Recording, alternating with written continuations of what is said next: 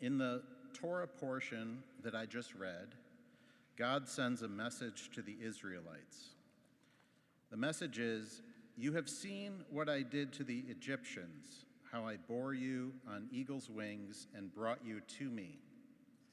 In other words, God tells the Israelites that he is capable of miracles and that he performed a miracle by saving them from slavery in Egypt. In Fiddler on the Roof, Tevye sings an entire song about God's miracles. For instance, parting the Red Sea, helping Daniel escape the lion's den, and helping David slay Goliath. In another classic, The Big Lebowski, the dude accuses Walter of constantly bringing up old grievances and living in the past.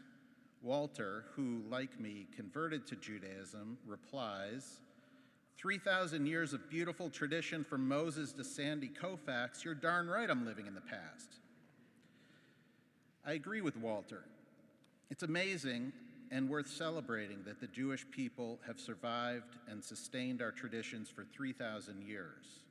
It's truly a miracle that each one of us is here today in this sanctuary. I thank God for that, but I also thank my ancestors who endured and escaped conditions we can't even imagine. Which brings me to another miracle I am thankful for, the state of Israel. The fact that Israel exists today in our lifetimes is miraculous. Israel is, as we all know, the only Jewish nation in the world, and the only nation the Jews have had since the Romans expelled our ancestors from Jerusalem nearly 2,000 years ago. Over that time, our people were forced to hide their religion and live in ghettos. They survived massacres, pogroms, and the Holocaust.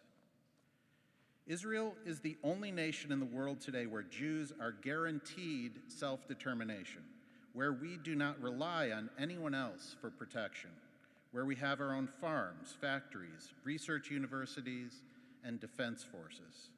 And Israel is the only nation where Jews can take refuge whenever and wherever anti-Semitism rises up again. We owe it to our ancestors who lived through so much for us to be here today to ensure that the miracle of Israel survives and thrives for generations to come.